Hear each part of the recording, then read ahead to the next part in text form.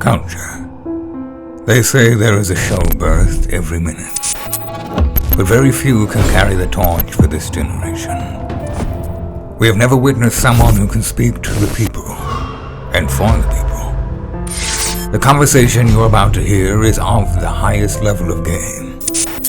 Any inability to connect to the frequency speaks to the whereabouts of your understanding.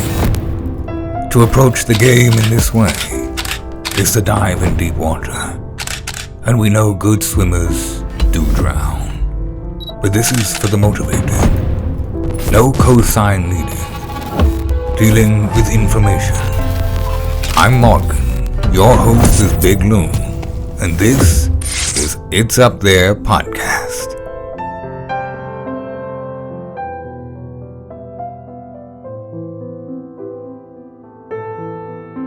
Yo, welcome to It's Up There Podcast. I am your active and attractive host for another episode of the fastest growing podcast on the market right now. You know the vibration is high on this side. I talk to everybody in the culture that has a voice. I'm instrumental in understanding the ingredients, right? So what I'm doing right now today is I pulled up on somebody that has built themselves a well-oiled machine. Adam 22, what's going on, my brother? Hey, living my guy. Chilling, man. Just chilling, brother. I appreciate you having me in the compound. It's a beautiful spot. Yeah, I appreciate it. We only been in here maybe like 2-3 months at this point. We were in like a much smaller space and just kind of had to make the decision to go all in and buy this shit. So that was probably the biggest purchase I ever made in my life. And it seems like it's paying off. You know, we're like a lot more productive in here, a lot more room for all the employees to be able to work, be able to record, 3-4 pieces of content at the same time. So it's definitely helping us get going to the next level. Right. How smaller was the spot before here in comparison? Spot before was probably about like this wall to that wall. Seriously? I mean, maybe a little bigger, but it wasn't like, it was much smaller. It was like 2 small ass rooms. But we've had 5 spots over the years. Started in the back of a bike shop. Then we moved to the back of a slightly bigger bike shop. Then we got a separate space on Santa Monica Boulevard. And then we got like another spot in the valley, and then this is our new one that we realistically probably will be at for like at least 4 or 5 years or something like that. Right. I mean, it's a large investment. Is it hard running this around here? Hard. I mean, kinda. I have a lot of people on the team at this point, which I really think is like pretty much the most important thing if you're going to try to build something that's bigger than just you making content, is that you got to start building your team. Like literally the first $1,000 you start making a month from your content, you should be thinking, how can I spend I spend that $1,000 to make my job easier and make my time better spent? Right. You know what I'm saying? Right. Because time is so important, especially dealing with this. You need time to research. You need time to develop skill and style. Yeah. Right. Because interviewing just ain't, and that's one thing about you. Right. And of course, I know the coaches here, they said, Loon, I want you to talk to them about a number of things, and we're going to talk about all of those things. But you're a guy who, when I see you interview, I can appreciate the style, right? It's not, some people don't understand it, right? We'll get to the drill shit later, but I'm saying just far as pure D interview style. I say this dude knows what he's doing, right? You pause, you just your style. How did you develop that? I honestly think that it's just from experience of watching shitloads of other podcasts, and also just being like a really relentless critic, in the sense that, that's pretty much how I've been my whole life. I'll be listening to a rapper and they could be one of the greatest rappers of all time, and I'll still be thinking this song sucks.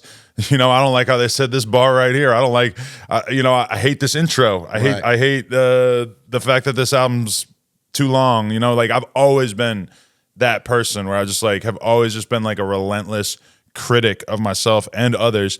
And still to this day, I'll be listening to a Joe Rogan podcast and I'll find myself thinking, this sucks. Like a random part of it. And I might think the whole thing is dope. Right. But I'll be like, this 10-15 minutes right here, you should have done this. I don't like this. Yeah. He should have done this. He should have done that. Now, do I have any business telling one of the most successful podcasters of all time how to do their job? No, not really. But I do that same shit to myself, where before I sit down with somebody, the question is not like, what can we talk about? Because realistically, me and you could have a good conversation about all our favorite fast food spots. Exactly. But who the fuck are we specialized in talking about that? Right. No, we're not. It's just like it would be okay, but and somebody who's a diehard fan of you or a diehard fan of me might fuck with it. Right. But realistically, it's like the most. I try to get to the root of what is the most important thing. What's the most interesting thing? And sometimes people would be shocked because I'll leave out something that's like kind of a big deal about an artist. But it's like, bro, if I don't think it's interesting, or if I think that the video that Vlad already did talking about it is already like, I'm not going to do a better job talking about it or whatever. You know, it's like, to me, it's like, let's keep it interesting. And that's like that OJ one that we were just talking about, OJ the Juice Man. It's like, I felt like I've seen him do a bunch of interviews, but I felt like I hit on a bunch of different things that he got very passionate about that really kind of gave that interview like a different feel. And I see it in the comments, and I see the comments being like, oh man, like, I ain't watched a good No Jumper interview in a month, 2 months, but this is the one. This is one of the best. You know, like, I'm so addicted to that feeling. Me too. Of just wanting people to have a great experience watching my shit that I want to live up to that. So that's why I can't help but read the comments and read the chat and just take it in. Me too, man. And I think it's so important. You know, we may be unique in that. You know, a lot of people shy away from the comments, shy away from the critique. For me, I understand that that's the only way we get to the next level, especially for me on myself, right? And with that OJ the Juice Man interview, it was interesting because what I also think lends itself to great content is people wanting to come to the platform. And it was clear that he had a certain level of respect for what it is that you've done. Right. And so that always shines bright in the interview as well. Yeah, because like I felt like the best interviews are the ones where you really love the person, where you're such a big fan, you have so much respect for them, because it becomes hard to give a bad interview when you know that the person who's interviewing you really just fucks with you. And with the OJ thing, I just started out. I was like, listen, here's a little story about a time in 2009 when I saw you perform at the very beginning of your career. Let me tell you about this random video I remember from back in the day, yada, yada. Just keep hitting him over the head with just shit that shows that I have an actual respect for him. Because it's easy for a rapper if they sit down and get asked some bullshit-ass question, it's easy for them to start treating the interview like a joke and not care and not really give anything of themselves. But respect will get you so far, because I've seen Snoop Dogg, or actually, this is just an example because I can't remember if it's a real thing or not, but like somebody like Snoop Dogg will sit down and do an interview with Larry King, right? And Larry King's like ancient fucking CNN interviewer, for anybody who doesn't know, but like Larry King will say some shit that I can never say. He'll say, what's it like being a Crip? Just straight out, one line. I can't say that. That's a retarded question coming from me because I know too much. Right. But because Jay-Z has a lot of respect for Larry King, or Snoop Dogg has a lot of respect for Larry King, he'll sit there and he'll entertain. He'll give you a real fucking answer. He'll try to explain it to your old ass, knowing that you're 80 years old or whatever. It's just the dynamics are completely different too. Like you said, just that you really don't know. Like I can assume that anyway. Even if you do know, but if you're 80, I can assume you may be disconnected from that. Right. But if you ask it, it's more so like what you trying to get to with that. I saw Snoop Dogg doing an interview with Joe Rogan, and Joe Rogan said, "So is the East Coast West Coast beef still a thing?" Yeah. Just flat out one line. I was laughing because, like, to me, that's a crazy thing to say. You're talking about some murders that happened, like, literally, like, almost 30 years ago. Long time. That, yes, they rocked hip hop, but no, there's no East Coast, West Coast. That's not. Yeah, it's over. But Snoop Dogg sat there and gave him a real answer because it's Joe Rogan. You know, he respects him enough to break it down for him. Right, and that's what I'm saying, and that shines bright. And I have that in the culture, right? Everybody's reaching out to me. I've not reached out to nobody. You know what I'm saying? It's been like people are saying, man, the way you talk, what you talk about, we fuck with that. And I think when you have that culture equity, that puts you in a very unique place. You've been able to get that culture equity, but you've been faced with criticism as well. People tend to call you a clout chaser. What's your definition of a clout chaser? Well, we're all clout chasers. Spoiler alert for everybody out there is that if you're making online content, I mean, even the best content creators, when you look at somebody like I have huge amounts of respect for Drink Champs, but are they clout chasing when they have Kanye on, knowing that he's kind of in this crazy part of his life or that he's likely to say something crazy on camera? I mean, you could kind of frame that in a way and say, well, look, Nore was just running after the views, running after the money, running after the whatever. And I mean, there's a little bit of truth to that, you know, in the same way that, you know, if somebody's popping off, going super viral, and I managed to get an interview with them at the right time, sure. But then also I interview people who are nobodies And sometimes they will get hundreds of thousands or millions of views because I have a fucking viewpoint that allows me to see value in people that other people don't see. But what you're saying? With the clout chasing thing, or with the interview aspect of that, right? When you say from an interview perspective, when I deal with you or deal with what's been said about you, they more so, I think, come from a titling or a question perspective on you, right? It's not necessarily that the whole interview is a clout chase move, right? But there's times in which you'll title these things or maybe ask these questions that people view as clout chasing. But I want to know your definition of clout chasing before we have a conversation even about why they consider that to be the case, to even know if you frame it that way. I mean, clout chasing, is like, just, if I had to define it, it would just be like basically relentlessly seeking clout and attention by any means possible. And I've seen this play out in all kinds of nasty ways where, I've seen grown ass men like basically just like following like little kid rappers around to just try to like get some kind of clout off them. And that was like a big criticism that got thrown at me when people saw me go on tour with Lil Pump. They're like, oh, look at you hanging out with these like 16, 17, 18-year-old kids, yada, yada. I'm like, oh, that's a decent criticism. But that was clout chasing, would you say?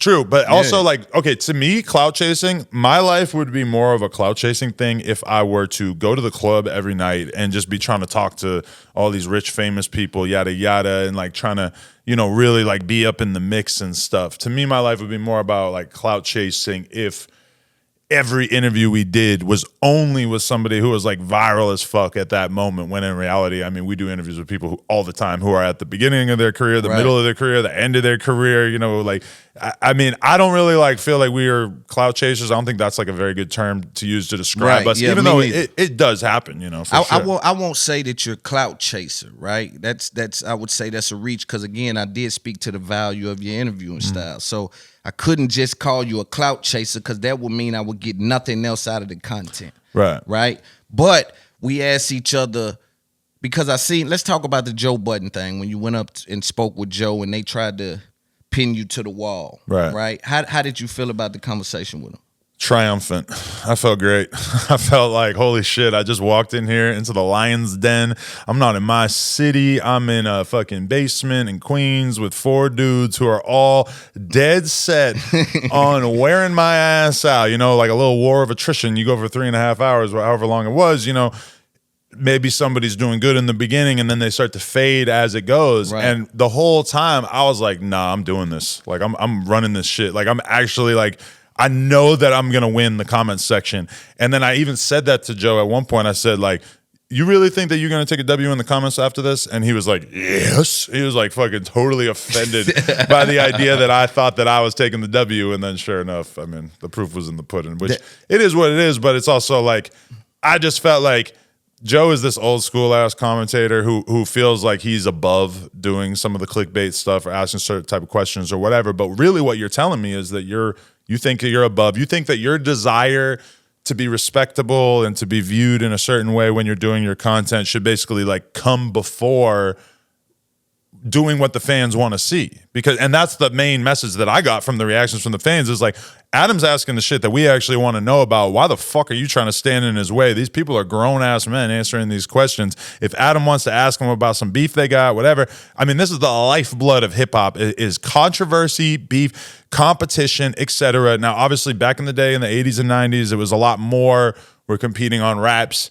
And now a lot of times, like when we talk about NBA Youngboy versus Lil Durk, nobody's talking about who's the better rapper. I mean, some fans are, but that's clearly not like what this is based on. This is a real beef. But I'm saying like that's just if I had NBA Youngboy right now, I'd say, why are you smoking on O Block Pack? Why you what's your problem with these guys? Yada yada. I would ask the shit the fans want to hear, and it's on you to give me an answer that basically says however much or however little you want to say, because it's going to be straight up easy as fuck for you to dance around that question. If you say, Youngboy might sit there and say, "What's O Block?"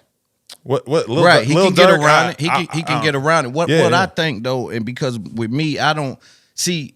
I'm the guy that come in the game and ain't done none of that. Right, I've yet to sit with dudes and ask them certain questions, and I understand the interest of the fans, but I'm in interest of the information. right? When I sit down with dudes, it ain't about what the fans want to hear.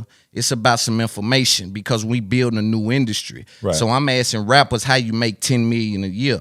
I'm asking dudes like you how you afford to get this building and do 4 and 5 different pieces of content a day at the same time, right? So I think there is a way to have these conversations and they be interesting to the fans without it being so direct and involved with some of the messy shit, right? But that's the thing, is that from my perspective, that's a good interview, is the one where you're direct. Direct is a very, very big skill as an interviewer. But direct, dancing around no, is the work of somebody who's not that comfortable. Direct is one thing, but we added something. Direct to the mess, right? I'm direct to the information. Right. So we both direct, right? And nobody's saying don't be direct. We saying let's figure out directly where we going. So I'm asking directly to the messy shit could be considered. Okay, but let me just put it in perspective like this. If I was doing a Lil Durk interview, and let's say that some crazy shit happened, in his old neighborhood, whatever, people got killed, all crazy shit, but it's not really like out there. Like it's not known people. He hasn't said anything about it in the music, whatever, but it's some crazy ass shit. And I ask him about that. I could see that maybe being like a little, if you're really taking some street shit that people don't know about and bringing it to a public forum. All this is street shit. Right. But the thing about Lil Durk is that Lil Durk gets on songs and talks about how he's smoking this person and that person. And he's talking about how your homie got killed and everybody knows what fucking situation he's referring to, etc.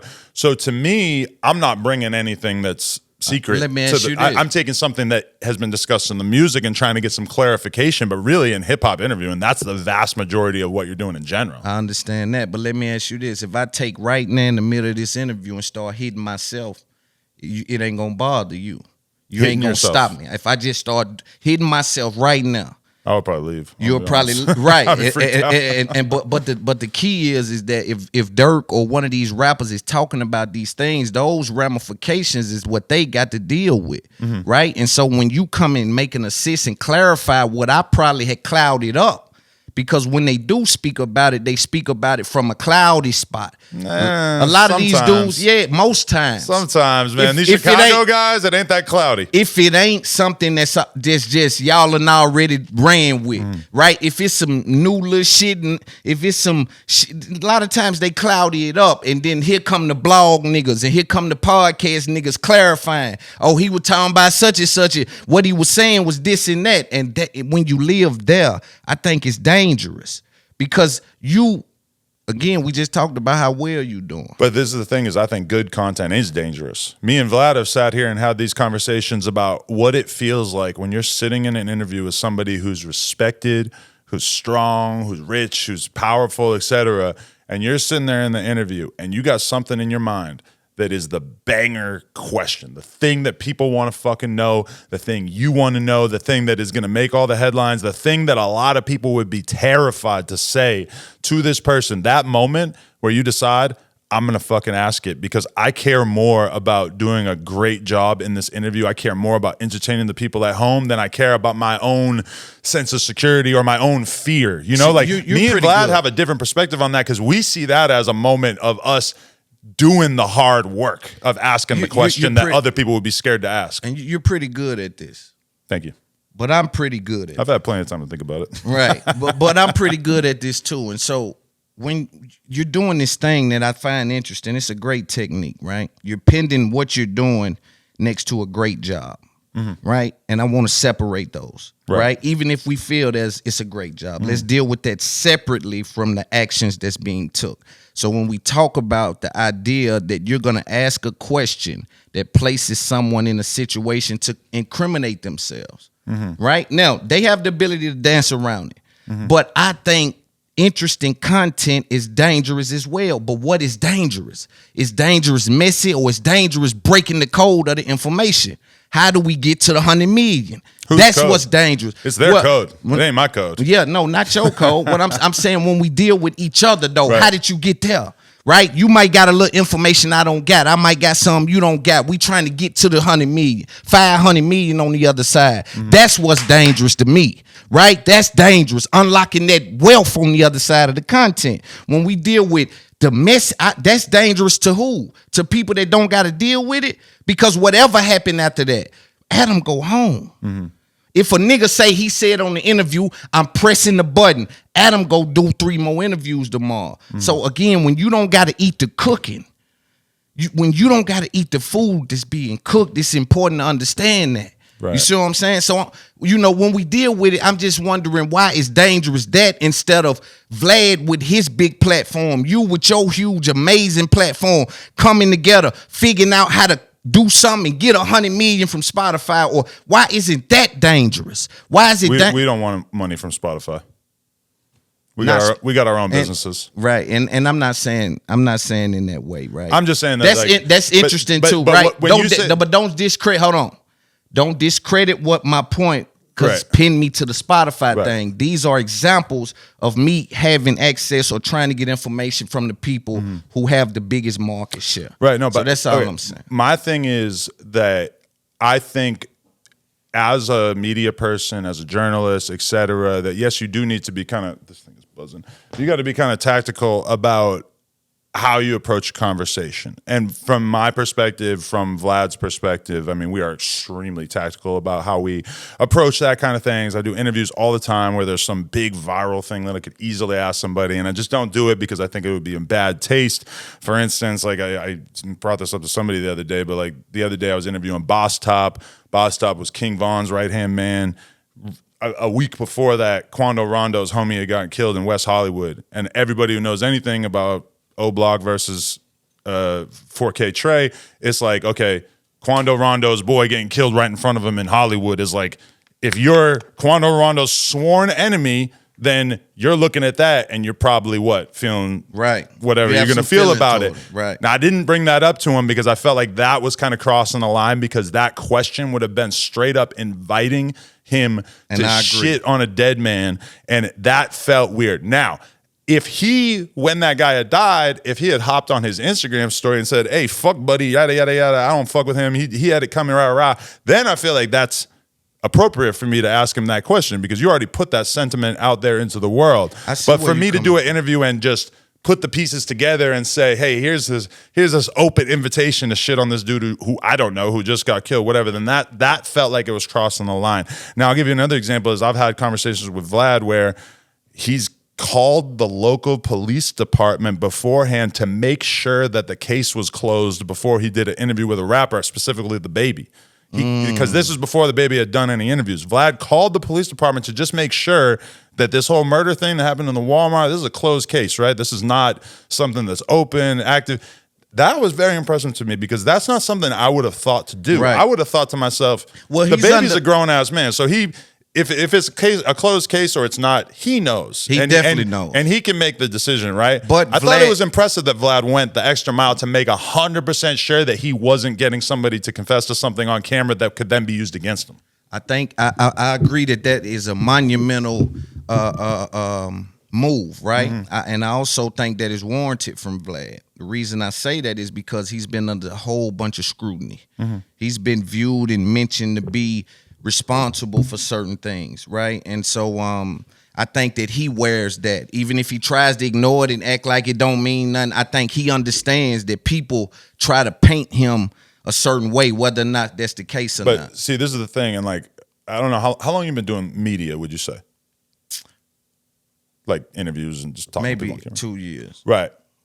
To me, the deeper that I get into this and like the longer I spend watching the hip hop information online realm develop, the more I'm like, damn, Vlad knew what the fuck was gonna happen in like 2010, 2011, whatever, because he got so much shit for like titling clips about exactly what it was, for dropping shit as clips instead of just dropping the whole interview. Like, people forget that back in like 2015, the Breakfast Club will get a Jay-Z interview and title it Jay-Z interview. Right. And now if they get a Jay-Z interview, it's Vlad is added to this algorithm thing. He saw what was happening, and he had like many observations about how the shit was going to play out, and he actually had the balls to fucking do it, even though he was getting so much hate for it. And all those things that he did that he got so much shit for are all normal now. And all these people who are like, you know, somebody like Nore, who's like a super respected hip hop participant, he's like a legendary guy. I mean, he does all the same things, where there's clips on his channel that have titles that are exactly like Vlad clips. So it's like, I feel like, you know, there's just a real thirst for information from the fans out there. And that's why, like we were saying earlier, that you could sit and do an interview with me where you're talking to me about how I made millions of dollars and how I got this building and yada, yada. And it's like, I just imagine that interview, and I imagine what the title would be. And I feel like that's just not going to be as interesting to people, because I've kind of already talked about a lot of that stuff. And my story is not that different from like 5 billion other fucking people who I disagree with that.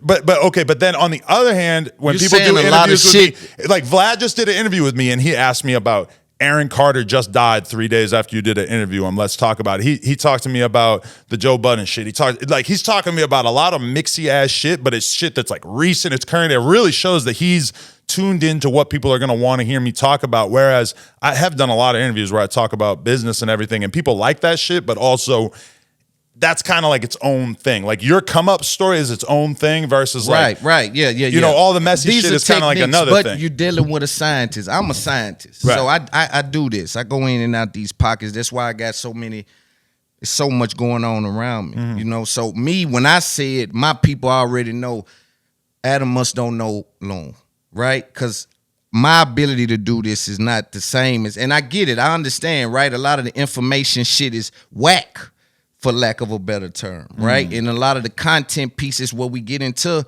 the Aaron Carter death and you being the last person to sit in front of them and things like that are much more interesting.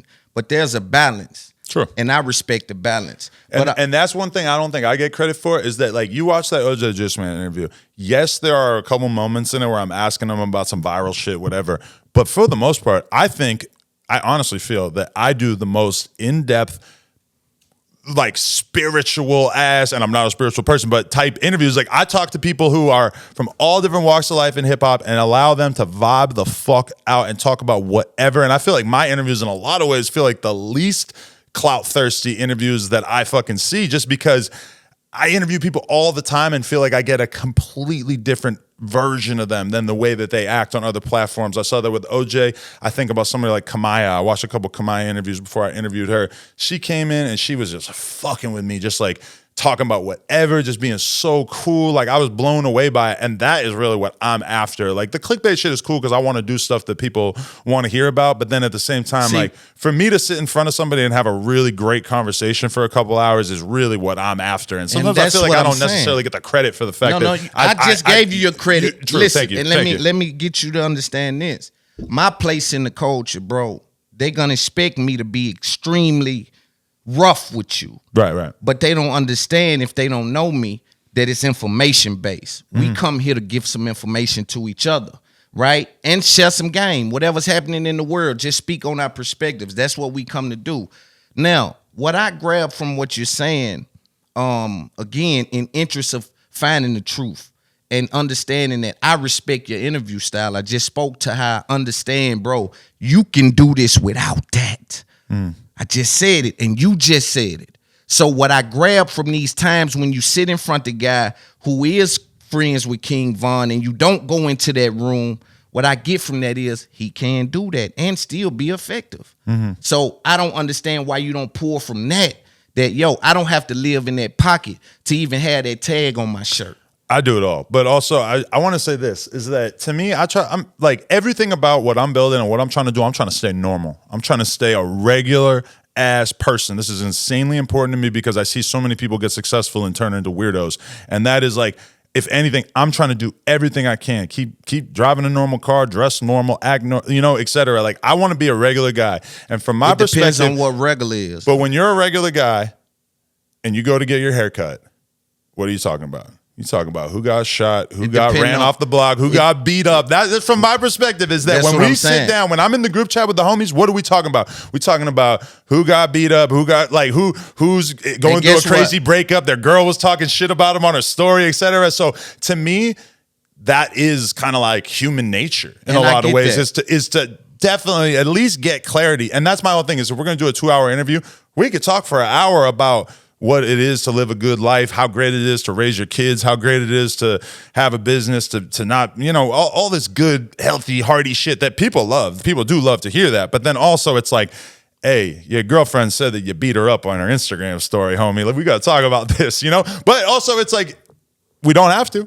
I ask people sometimes, or they'll tell me like, hey, I don't want to talk about this thing.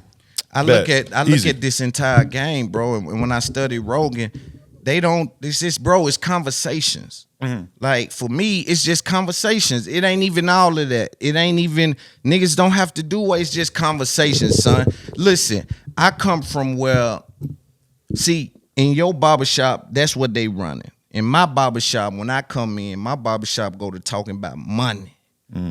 We talking about info. Listen, I put it. Anybody watching this, can't nobody dispute me. There ain't no 10 on me. Nowhere in the world.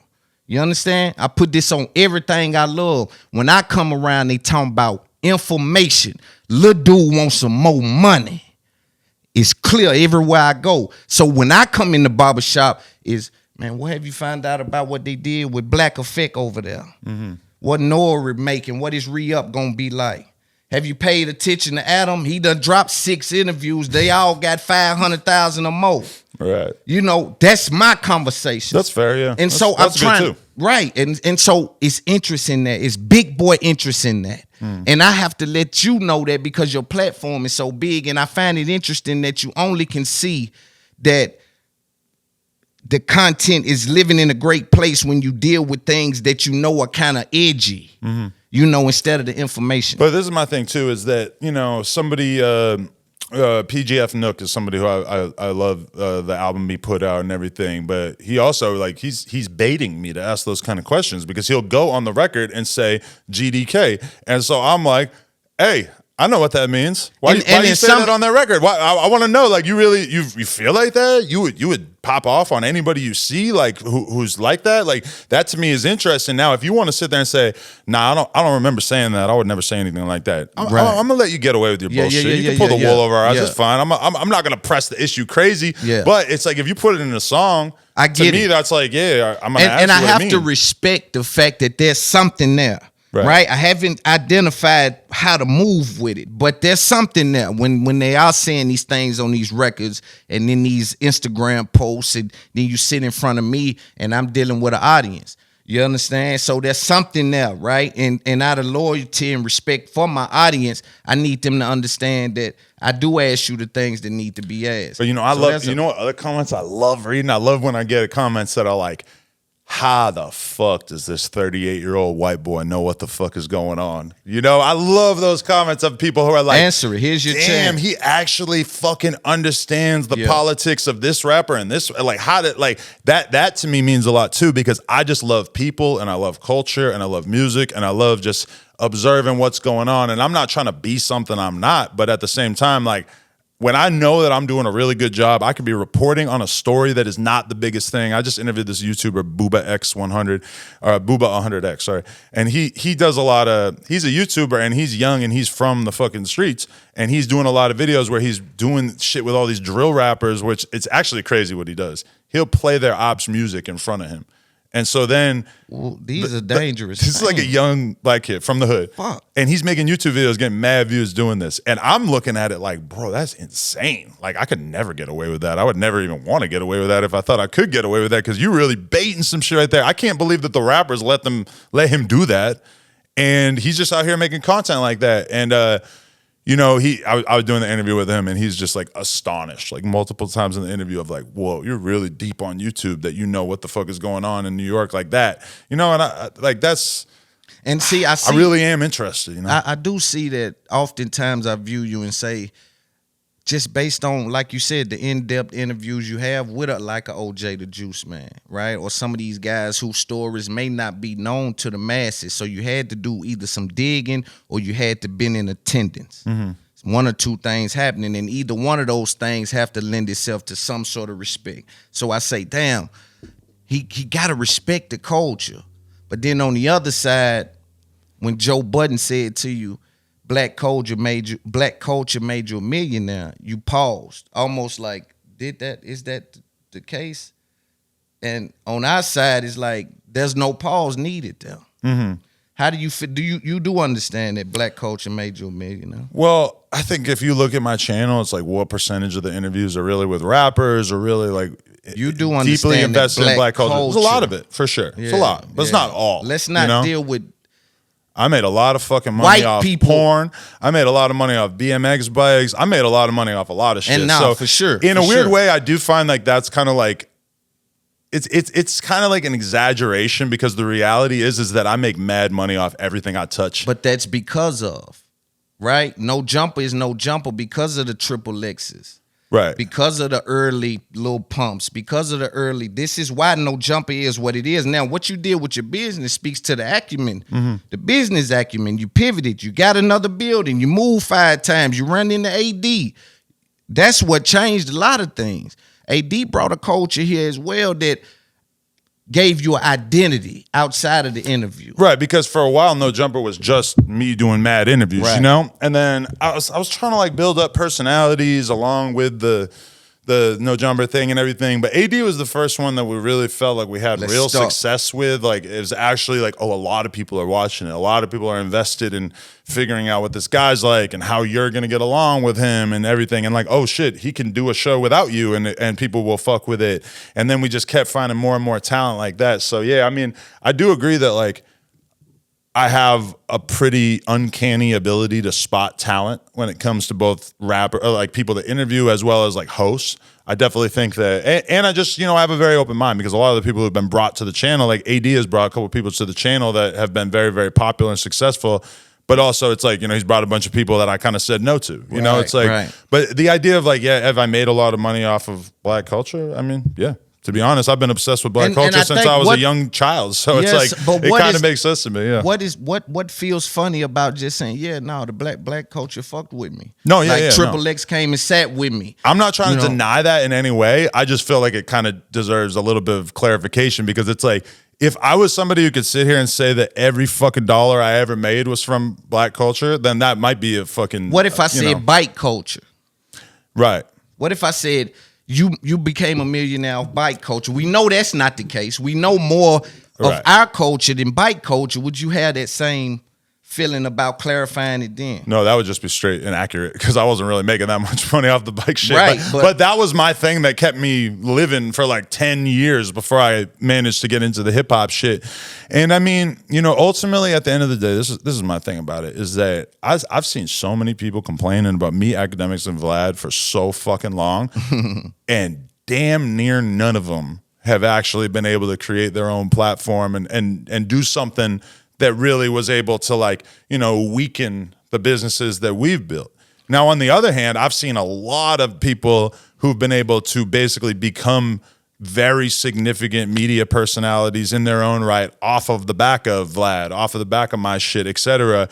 So, I mean, do we sometimes make a bunch of money off black culture? Sure. Do we also constantly put money into the hands of black people by paying them for interviews or giving them shows or all this other stuff? I mean, you got to take that into account too, because somebody like AD will sit here, T-Rel will sit here and tell you, Sharp will tell you, all these different people of color that I put on the channel, they'll tell you, Adam gave me opportunity when nobody who looks like me was giving me an opportunity, And I'm going to be real with you too, though.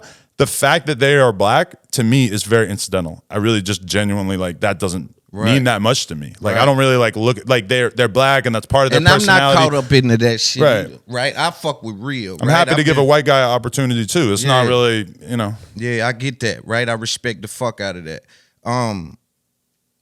I would argue either you don't like Akademiks or Akademiks don't like you.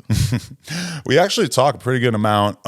He says some stuff that people take as anti No Jumper sometimes on his stream or whatever, but I don't really. I feel like it's just kind of trolling and fucking around, whatever. There's been very few things in recent memory that I've really been bothered that he's said, Well, how you feel about what he's saying and what he's saying are two different things, right? Your emotions may not be attached to what he's saying, but the things he's saying ain't things people who like you would say. So what are you referring to? I was looking today, right? you guys had a long conversation. This is old things, right? But Right, I see him now speaking to the young guy you have on your platform now, telling them that, stick no jumper up and, AD gonna run off with the bag. These things affect you business-wise, whether you know it or not, or want to act like these things. Do they? How? These people make clips off of these things. They're interested. Right. They're amplifying these things, are amplified. But and that's what the fans do. do you think the market ignores that? Well, Do you think AD could go anywhere else and be involved in a way that he is at no jumper for a price point at that? AD knows that he's free to have conversations with me about money whenever he wants, and that he could talk, he could ask for a raise, he could say that he wants to do this, he could, those conversations are always open. My whole policy with everybody is like, let's just be super transparent about money, about who's going to be able to work to, I don't shy away from that. And so that's why, and honestly, like every time that's happened where Akademiks was saying some shit to T-Rail or AD about potentially hiring them or whatever, that always just ends up in a conversation in the group chat about their loyalty to No Jumper and how that's not a temptation to them and how, Bro, but come on, Adam. What? Come on, man. I come from this culture. That shit don't mean nothing. A group chat about, man, we loyal to you, fam, family. That shit don't mean so nothing. you really don't believe him, huh? Man, who believes niggas saying anything? But that's not, I'm not looking for that kind of loyalty anyway. So because again, if they get offered an so amount of then money, guess what it means? If Akademiks offers them twice as much money and I can't pay that He ain't and I don't offering want to, nobody nothing. go for it. He ain't offering nobody nothing. He's doing it deliberately to affect what you got going on. He not even. I think you're taking it a little bit more serious than anyone involved is taking so it. listen, I mean, okay. he's not taking it that serious. All I'm right. not taking it that serious. AD and T-Rail aren't taking it that serious. I don't even think the fans are taking it that and serious. that's because you guys, and you can't control the narrative with these people. I understand how this works. Listen, people don't say things like and then I looked at the conversation, all these things he was saying about your wife, bro. Well, okay, that I am These in things total are agreement, but that was a while ago. We've had a lot of conversations about it. But okay, you're trying to convince me I should be mad about some stuff we already got past? I'm not trying to convince you of anything. I'm trying to clarify that you guys are playing this little weird game with each other. Right. Like you like each other, but there's really a situation where he continues to send shots at you and you continue to ignore it like it doesn't happen. He continues to say, Adam's my lil nigga, and you continue to act like Did he say that? Man, when was that? I don't, like, your people will find it, right? And so all I'm saying is, what's your true feelings on Akademiks? Your true feelings. Tell me. My true feelings, honestly, are kind of the same as when I came in the game, because I was looking at his channel when I started my channel, and I thought that what he was doing was incredible. And I would say kind of the same thing now. He's a very good interviewer. He's one of the few rap interviewers I would put in my league. Like there's just not that many. And in terms of, there's interviewing and then there's building a business. Right. So he's done both. Vlad has done both. And I think I've done he's both. a terrible interviewer, and I think really. Man, I think praise that's not deserved is satire. And I believe this is satire, what you're doing. What? This dude is not a good interviewer. Why do you say that? It's a snooze fest. Really? I don't think in anyone the South, in the South, we believe that to be a snooze fest. And maybe maybe I'm off. You see, I gave you your props. I view this game very.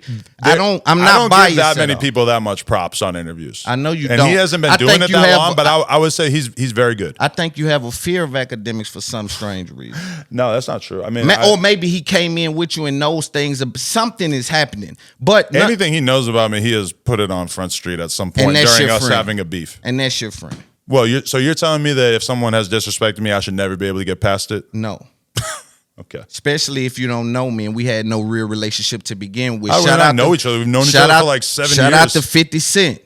When he dealt with a situation with the game, somebody I'm getting money with, blessed into this game. And then this situation happened and he said, damn, I can't identify hold on. I don't know what made that happen. You just was doing all that about my wife and how she trained. What? Whoa. Right. What did I do to warrant that?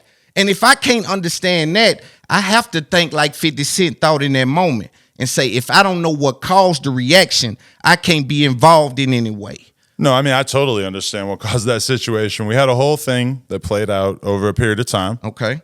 And I mean, we got past it. People actually got to see us have the whole patching it up conversation. And I respected there's that. been other conversations that took place behind the scenes and everything. But, you know, I've been on his podcast 2 times. He did the whole No Jumper Show thing with that. He hasn't actually done like a formal interview since all that. But, you know, I mean, yeah, I mean, I got respect for what you do, I don't feel any bro. sort of Listen, whatever for, you know. Adam, I got respect for what you do behind this mic. Right. I've studied the entire thing from top to bottom, and I understand exactly where you stand in this, right?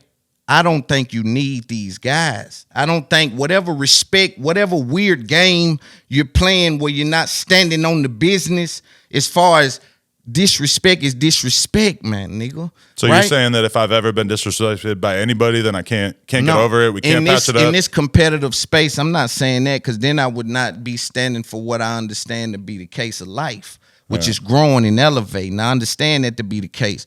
I'm saying unwarranted things happening to me will not be accepted, right? And there's no understanding for things that were not warranted.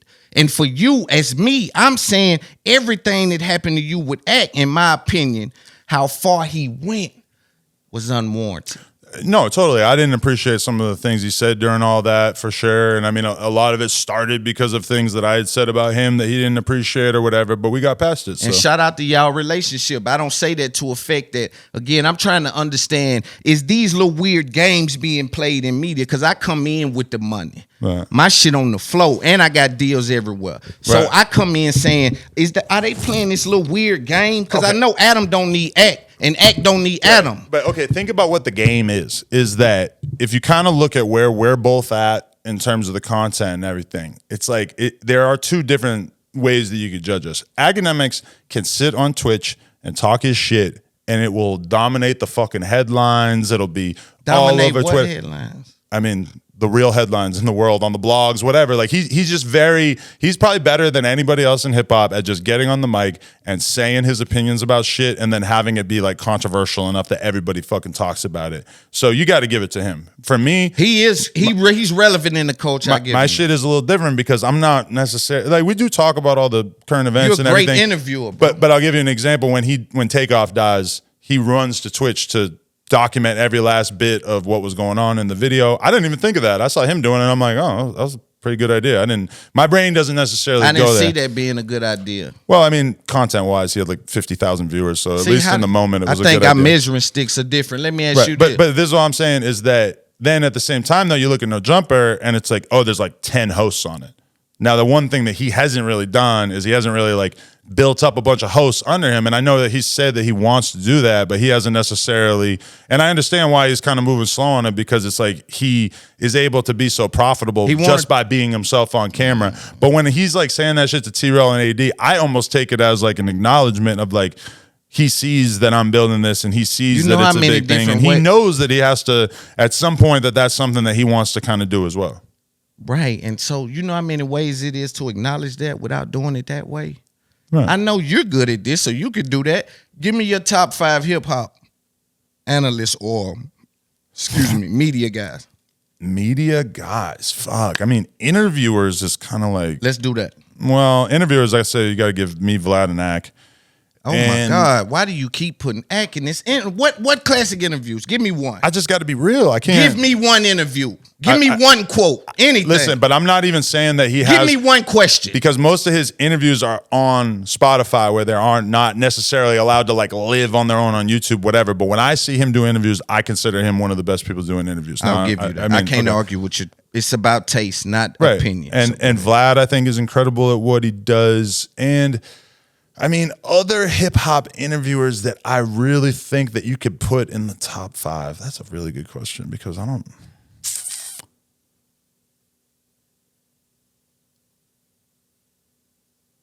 You know, I like Math Hoffa. I'll give it to Math Hoffa. I think Math has been doing a really great job. I think he deserves near the top of the totem pole. Okay, you putting Math up there, shout out. That's big. I like Math. Math brings some very good stuff to the table. Honestly, if I had my YouTube subscriptions open right now, I might be able to look at it and like tell you even more, but I don't know. Right. Charlemagne.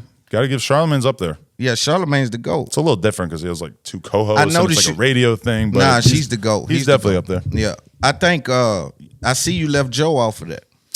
What's your thing with Joe? But Joe doesn't interview many people. What's your thing with Joe? You have anything with Joe?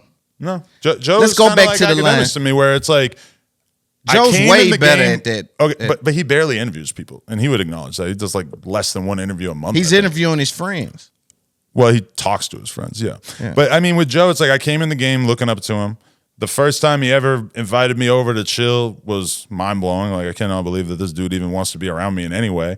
And I didn't take. I mean, one thing I think a lot of people miss from the Joe Budden thing is that as soon as that shit ended, everybody's laughing, smiling, patting each other on the back. That's why I'm wondering, is this fake media shit, like, is that happening with that? Because that's fake media But shit. I wouldn't even say it's fake. It's just that it's like an acknowledgement that we all We know killed what it. we're doing when we're on camera. Yeah. Right. And that us And I can having- agree with that. And a lot of people, this is not unique to hip hop, because a lot of times I've heard about like left wing politicians and right wing politicians and people who are writers who are left wing Democrats or right wing Republicans, and they'll be at these conferences and they'll see each other, and sometimes they'll actually say to each other like, "Oh yeah, we should collab. Like we should yell at each other on Twitter, Right, or do a right. stream or do an interview where we right. basically just like completely bitch at each other Yeah. and dehumanize And each other." yeah. But that's like working together. So the thing with Joe, like, there's definitely probably a lot of moments where you could look at that in isolation and be like, "Damn, this motherfucker hates Adam."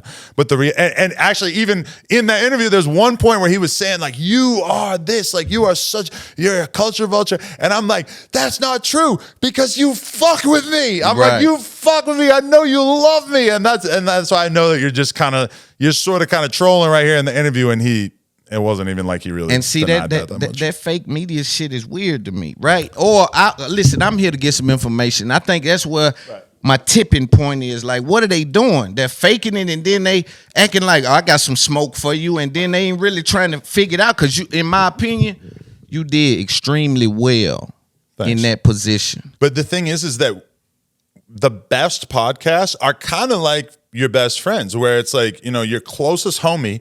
You could be at the bar, or you could be at a restaurant, or you could just be hanging out. You could have a 2-hour argument about whether And it's it's a something great piece important, of content. whether it's about right, but even off camera, I'm saying like whether it's about, oh, this guy beat up his bitch and then this happened and that he should have done this and he should have done this or whatever, or it could be some shit that's more lighthearted, like, oh, some relationship shit, whatever. You could have a 2-3 hour argument where you're calling each other names and you're screaming on each other and getting super into it, and then at the end of it, you're still just friends, right? Right. And that's kind of like, even though I barely fucking know the other guys on the Joe Budden podcast besides Joe, that's kind of how it felt. It was like, hell yeah, we just made some dope content. Realistically, we pretty much believe everything we said, but also, fuck yeah, let's go outside and smoke a cigarette. Let's chill. Like, who cares? That's you know? dope, Yeah. right? I just had Maul on, and he said a lot about really? Joe, and his business practices and things like that. How do you feel about how Joe has ran his business over the years? Well, seems like it could leave a little bit to be desired. I mean, Maul and Rory walked out of there pretty unhappy, and I definitely felt like watching that play out made me do a lot of thinking about what I was going to have to do in order to keep No Jumper solid, And I feel like the biggest shit that it seems like Maul and Rory were unhappy about was basically the lack of transparency, the fact that they didn't feel like they had like full access to like what they were being paid or how they should be being paid, et cetera. And like, that shit is super insulting to a creative for sure. Yes. Like, like everybody, even if you are a 1% partner in a business and you're making way less than everybody else involved, it's like you still want to know what the fuck your 1% looks like. That's just like being a human being, being a man. You want to know what you're, Sure. And so, I mean, with that, I feel like that's super understandable, and that's a big part of why I always try to approach everybody on the team about money, about whatever. Like, let's just be super straight up with each other. Right. So, and I think that it just involves being very, very human. Like when we're in the group chat, and sometimes there'll be a big fucking argument going on in the morning, or somebody will be saying something crazy that I don't like, I don't agree with. I got to take a breath and think, I'm not gonna dive in right here and say shit that I can't take back, or say the wildest shit that I could think of in my head, the meanest shit that I could think of that's gonna hurt somebody's feelings, whatever. It's like, no, I gotta like try to be the grown up in the room more often than not. And yes, I gotta stand on my shit, and if I really feel a certain type of way. But one thing that I've gotten a lot better at is like, if I got a problem with somebody in the group chat, well, I'm gonna fucking text them separately. Exactly. I'm not gonna do it in front of an audience in the group chat, because I feel like that's a lot. Like if AD said something, or also I try to really like okay, last night there was a bunch of people saying, oh, AD said this and that about you on stream, and he's being messy and he's being disloyal, yada yada. And I'm starting to see it, and I'm starting to I'm starting to feel like, what the fuck this motherfucker say? And I even thought about texting him before I fucking watched it. Yeah. And then I hop on YouTube and I watch the full 35-minute video, and I'm like, I don't fucking. It's nothing. It's like there's like one moment in the whole thing, and it wasn't even something he said where I was like, I didn't like that one thing. Right. But it's also like, you know, and I owe him that. To not just jump on the narrative. For sure, that's your guy. Yeah. Right? And but see, sometimes that's pressure. It's easy to just believe the comment section before you even dig in. Man, that's pressure, brother. Because it takes you 2 minutes to read 100 comments, and it'll take you an hour or 2 hours to watch a full podcast. Yeah, right? You say his perspective. Say, hey man, who you talking about like that? You run with that, right? Yeah. I remember you said, because over there with Joe, that Joe was hard to work with. You believe that? I mean, it would appear from like the way that things went with Spotify that he was not maybe the easiest person to work with that. When you see how the complex thing went down, I mean, there's just a lot of different type of people in terms of business. Joe's somebody who he sees what's going on. He's paying very close attention. He's extremely aware of what he thinks he's worth, even if sometimes he's kind of like maybe exaggerating what he's worth, you know? And it's like with the complex shit, I forget the exact numbers, but I think it was something like Ak was getting like maybe they were both getting like 10 or 20,000 a month. I wish I could remember the exact things. And Ak was chilling. Ak wasn't like asking for more money, even though like the shit was going pretty good on Complex, right? When they were doing the everyday struggle thing. It was popping. And Joe pretty much was like, I want, 2-3 times as much, and I want like this percentage ownership or whatever of the brand partnerships. Like, if they got a Nike deal, he wanted to have part of it. And I wish I could remember the exact numbers. Right. But, then in comparison, Ak was kind of just like looking at it a different way, where he was thinking, I'm on Complex, I'm getting my face out there more. This is like earlier in his career. He's thinking, I'm going to just rock out with this for a couple of years, and I'm not necessarily thinking about like demanding the most money right away. It didn't take Joe very long to be like, yo, I want a lot more money. Yeah. Which I respect Joe doing that. He was starving, though. But and then at the same time, when you think of Ak, it's like Ak's kind of like seeing the value of building a relationship with Complex long term, and he's Ak wasn't starving. Ak come in with the YouTube money. Joe starving, push up with the star. His money might not have been great at that moment. Man, I know it wasn't great, man. He's kind of said that. He's kind of said that it was a little. So that's just what it is. So it's two different ways to approach it, and I'm like that too, where it's like, listen, I could get brand deals all day for let's say $10,000. And then I could also be like, no, I'm not doing a brand deal unless I get 30,000. Right. And then maybe I only get to do a couple of brand deals here and there, right? And instead of piping the business up. Yeah, or you could just kind of like keep your rate a little bit more moderate and just keep getting to do the shit. It's very much a decision for each person, I think. So when you think that when you say Joe was hard to work with, what do you say to people who say you're hard to work with? Because I've seen I ain't worked with nobody. Well, I've seen where they're saying that you have an issue with people speaking about what happens on the compound or here at No Jumper on their streams. I would identify that as being overzealous, overreaching. The thing I was doing there was really just trying to, because, okay, one thing about my platform that's different than a lot of platforms is if you look at something like Barstool Sports, they will give you a deal. They'll say, here's your check for the year or for the month or whatever, and this is how much money you're getting, and you're doing content, you're doing this podcast with us, and you ain't really doing anything else outside of this. Like, you could do whatever the fuck you want, but you can't really be on camera outside of this, right? So my thing was, from when we started this, I wasn't thinking like, oh, I'm going to lock AD up in a contract. I'm going to lock T-Rail up in a contract so that they can't do shit outside of there. So as a result, a lot of them have started their own streams and shit. And some of them are having real success. Some of them it's kind of whatever. But like damn near like half the hosts on the platform, probably more than half, and a bunch of people who work here, they all got their own different thing. And to me, I don't really see a stream or a podcast as being all that different from having your own Instagram or having a TikTok or whatever the fuck it is. So that's not something that I've felt the need to be like extremely controlling about. But the one thing that I brought up was basically that I felt like a lot of people on our team were kind of like taking the incentives that are right there of, oh, you can make content about your friends and talk shit about your friends and fucking get into messy ass shit about your friends. And they were letting that get in the way of them just being good friends. And I brought an example to the table. I said, like, listen, look at all the crews that we look at in hip hop that we respect how they move. I'm going to bring up TDE as an example.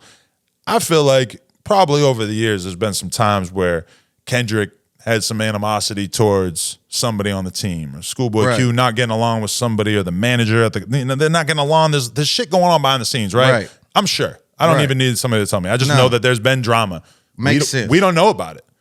Fucking QC, Migos, whatever. There's crazy amounts of shit Shout going out on to behind P, the that's scenes. my brother. For sure.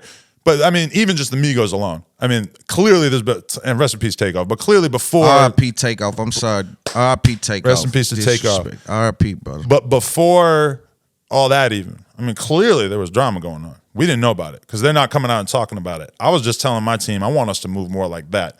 If you have a problem with me, come talk to me. Don't go on the stream and say, oh, I think Adam kind of might be doing this. Even if you feel like you're kind of joking, or you feel like it's for content, it's funny or whatever. It's like, and there's a lot of stuff that they could talk about with me that I don't give two fucks. But when it's stuff that kind of gets a little bit serious. So it ain't the fact that they're making content. It's the things that it's the stirring of the pot that you're saying. Right. I feel like if anything, I deserve a lot of credit for being so open-minded and telling them to go get their money. Yet last night I was on T-Rail's stream with him and his girl and his homie Smack for 3 hours. That's dope. Just pulled up, supported them, did the whole thing. That's dope. Yeah, just because I fuck with him doing his own thing, That's and dope, I want to support that. So I don't like.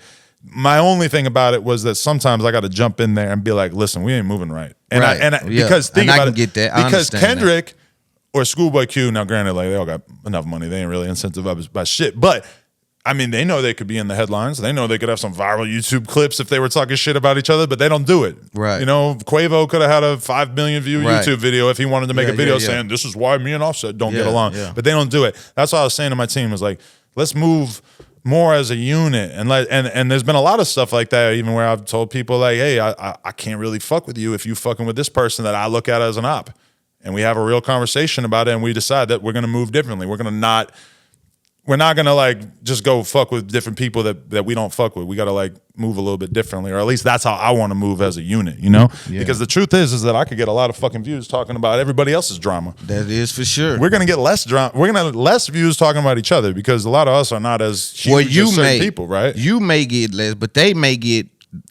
Yeah, and that's where it becomes unfair, right? And I wonder, why don't you feel like it's a workaround, like it's a marketing tool? Why do you feel like it stops there, right? That narrative doesn't continue to bring those viewers back to No Jumper. Is there any credence to that? You lend any credence to the workaround? But see, that's the thing, is that bringing viewers to No Jumper is cool and everything, but ultimately I think us moving in a respectable way is a lot more important. And that's your right to say. Because we have to ignore the incentives. Because like, think about what my life would be like if I just followed the incentives. That's dope. That's good game. If I followed the incentives, listen, maybe this interview comes out and I think to myself, you know what? I can get 1 million views. I'm gonna make a YouTube video saying, fuck this dude. Like that really might work. Yeah. But I'm a piece of shit if I do that. You know, if I got a problem with you, I should call you or text you or whatever the fuck it is, you know? So it's like, that's one thing I think a lot of people sometimes who get into rap or have a hard time, or get into making content about rap or whatever, sometimes have a hard time realizing is like, give up the short-term value for the long-term brand building of being a good person. That's good game. You know? That's good game, man. They need to soak that up. I appreciate you, man. I'm coming by. I know you're a busy man, you know. So another episode, man. It's Up There Podcast. Get that game. Do something with it, Adam 22. Just get it. Appreciate you, man. Good times. Yeah. Hey, it's your boy Loon from It's Up There Podcast. Thank you for watching the video you just watched, and make sure you subscribe by hitting the button you see on the screen, or go to the next video by hitting this right here you see on the screen. Biggest Up There Podcast.